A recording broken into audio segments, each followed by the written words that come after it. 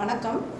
இப்போ இந்த ஆண்டு 24-25க்குள்ள பாராமெடிக்கல் டிகிரி கோர்சஸ்க்குள்ள விண்ணப்பத்தை பற்றி ஆன்லைனில் நீங்கள் அப்ளிகேஷன் கால்ஃபர் பண்ணுறது 23ஆம் தேதி ஆரம்பிச்சாச்சு நேற்று. அது வந்து 21ஆம் தேதி ஜூன் மாலை 5 மணி வரைக்கும் நீங்கள் ஆன்லைனில் அப்ளிகேஷன் போடலாம். இப்போ அதில் மொத்தத்தில் வந்து ஆக்சுவலி பார்த்தீங்கன்னா ஒரு 19 கோர்ஸ் இருக்குது. பாராமெடிக்கல் டிகிரி கோர்ஸுங்கிறது ஒரு 19 கோர்ஸ் இருக்குது. கவர்மெண்ட் காலேஜஸ்லேயும் இருக்குது, செல்ஃப் ஃபைனான்சிங் ப்ரைவேட் காலேஜஸ்லேயும் இருக்குது. மொத்த கவர்மெண்ட் சீட்ஸ் பார்த்திங்கன்னா 2870 சீட் இருக்குது. செல்ஃப் ஃபைனான்சிங் காலேஜஸ்லன்னு பார்த்திங்கன்னா 17,446 சீட் இருக்குது. 19 டிகிரி கோர்சஸில் வந்து 4 degree courses BSc nursing, pharmacy, occupational therapy, physiotherapy இந்த 4ம் போத் செல்ஃப் ஃபைனான்சிங் காலேஜுக்கும் கவர்மெண்ட் காலேஜுக்கும் நாங்கள் கவுன்சிலிங் கண்டக்ட் பண்ணியிருக்கிறோம். மித்த எல்லா சீட்ஸுக்கும் வந்து கவர்மெண்ட் சீட்ஸை வந்து நாங்கள் கவுன்சிலிங் கண்டக்ட் பண்ணுறோம். இதில் வந்து எலிஜிபிலிட்டி அப்படின்னு பார்த்தீங்கன்னா +2 கேண்டிடேட்ஸ் பாஸ் பண்ணவங்க எல்லாருமே எலிஜிபிள். நீட் இதுக்கு தேவையில்லை. +2ல் நீங்கள் வந்து biology, botany, zoology, maths, physics, chemistry இது யார் எடுத்திருந்தாலுமே உங்களுக்கு எலிஜிபிலிட்டி க்ரைட்டீரியாவில் நீங்கள் வந்துடுவீங்க.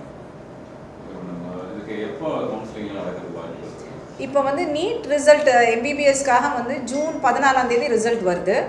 அது வந்த உடனே இப்போ உங்களே நிறைய பேர் வந்து எம்பிபிஎஸ் படிக்கணும்னு ஆசைப்படலாம், பிடிஎஸ் படிக்கணும்னு ஆசைப்படலாம். அதனால் ப்ரையாரிட்டைஸ் பண்ணி ஃபஸ்ட்டு எம்பிபிஎஸ்க்குள்ள கவுன்சிலிங் ஆரம்பிச்சுட்டு அதுக்கு பின் இதை வந்து தொடர்ந்து பண்ணுவோம்.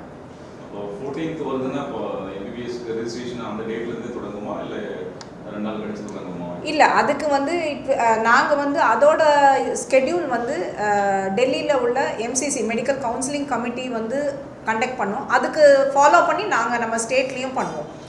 ஏன்னா ஆல் இண்டியா கோட்டா சீட்ஸும் இருக்கும், நம்ம ஸ்டேட் கவர்மெண்ட் சீட்ஸும் இருக்கும். ஸோ அது ஃபாலோ பண்ணி தான் நம்ம ஸ்கெட்யூலே ரெடி பண்ணுவோம். ஸோ இது ரெண்டுத்தையும் கிளாஷ் ஆகாமல் பார்த்து பண்ணணும்.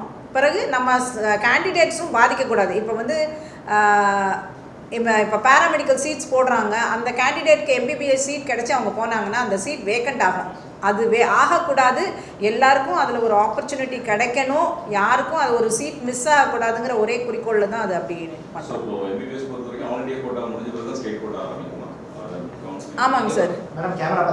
ஆமாம், ஃபஸ்ட்டு ஆல் இண்டியா கவுன்சிலிங் முடிஞ்சிடும். அதை ஃபாலோ பண்ணி தான் நமக்குள்ள ஸ்டேட் கவுன்சிலிங் நடக்கும். எப்படி ட்ரெண்ட் எப்படி இருக்கு? லாஸ்ட் இயர் அப்ளிகேஷன்ஸ் வந்து இன்க்ரீஸ் ஆகுதா, இல்லை இப்போ லாஸ்ட் இயர் இருந்திருக்கும் இந்த ட்ரெண்ட் எப்படி இருக்கு? நிறைய அப்ளிகேஷன் வருதா, வேலை வாய்ப்புலாம் எப்படி இருக்கு? நேற்று எவ்வளோ பேர் பண்ணியிருக்காங்க? இன்றைக்கி வரைக்கும் பார்த்தீங்கன்னா ஒரு 7000 அப்ளிகேஷன் வந்திருக்குங்க சார். போன வருஷம் நிறைய தான் வந்திருக்கு சார். வேலை வாய்ப்புன்னு நீங்கள் பார்த்தீங்கன்னு வச்சுக்கோங்க, எல்லாத்துலேயும் வேலை வாய்ப்பு வந்து அவங்கவுங்க திறமையை பொறுத்து தான் இருக்குது. படிக்கிறவங்க இப்போ எங்கேனாலும் கேண்டிடேட்ஸ் எப்படி படிக்கிறாங்களோ அதுக்கு தகுந்த அப்படி தான் வேலைவாய்ப்பு.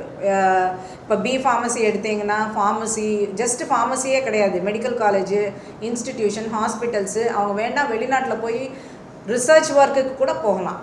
அதுக்கப்புறம் அவங்க வந்து அவங்க திறமையை ஸ்கில்லை வந்து எப்படி டெவலப் பண்ணுறாங்களோ அது பொறுத்து தான் இருக்குது. ஸோ எம்பிபிஎஸ்க்கு நீங்கள் கவுன்சிலிங் பின்னாடி நடத்துறது ஓகே, பட் ஸ்டூடெண்ட்ஸ் வந்து முதல்ல எலிஜிபிலிட்டி ஸ்டூடெண்ட்ஸ் கிட்ட அது அப்ளிகேஷன் ஆன்லைன் ரெஜிஸ்ட்ரேஷன் வந்து அது எப்போ ஆரம்பிக்கிறது? நீட் மெரிட் லிஸ்ட் வருங்களே, நீட் மெரிட் லிஸ்ட் பேஸ் பண்ணி தான் நாங்கள் இங்கே வந்து மார்க் லிஸ்ட்டை வச்சு மெரிட் லிஸ்ட் ரெடி பண்ணுவோம். ஸோ அதை பேஸ் பண்ணி தான் கவுன்சிலிங்கே நடக்கும்.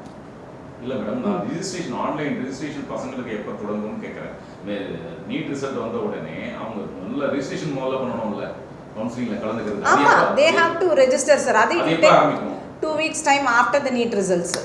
ஓகே, நீட் ரிசல்ட் வந்த பிறகு 2 வாரம் கழிச்சு தான். ஆமாம், இந்த கடந்த காலங்கள்லாம் வந்து நீட் ரிசல்ட் வந்த உடனே அடுத்த 1 or 2 days ஆரம்பிக்கும். அதான் கேட்குறேன் சார். We have to follow the MCC guidelines. அதை ஃபாலோ பண்ணி தான் நாங்கள் இது பண்ணுவோம். ஸோ மேடம், இப்போ எம்பிபிஎஸ் இப்போ இன்னைக்கு காலையில் central government 6 colleges medical colleges permission கொடுத்துருக்குறாங்க. ஏற்கனவே எத்தனை காலேஜஸ் இருக்குது? இதையும் சேர்த்தாச்சுன்னா இப்போ எல்லா டிஸ்ட்ரிக்ட்லேயும் காலேஜஸ்ங்கிறது கன்ஃபார்ம் ஆகிடுது இல்லையா?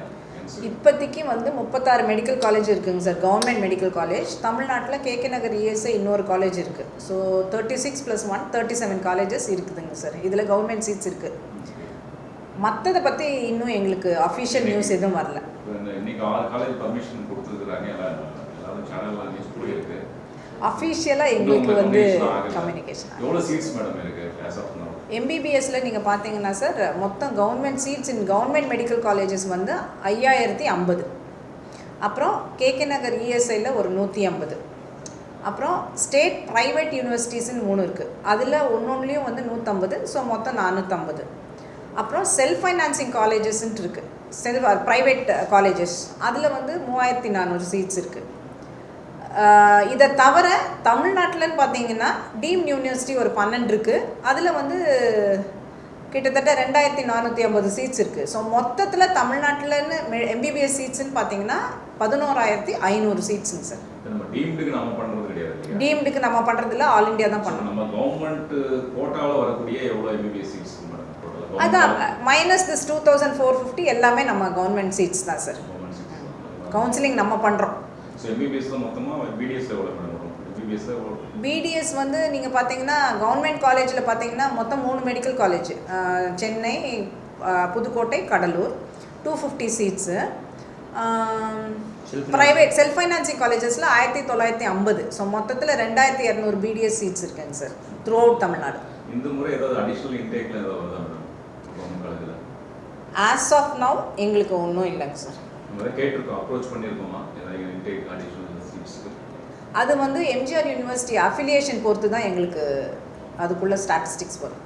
அது வரைக்கும் எங்களுக்கு இந்த டேட்டா தான். பண்ணியிருக்கோமா எதை கேட்டிருக்கிறோமா என்ன? இல்லைங்க சார், கேட்கல, இது வரைக்கும் கேட்கல.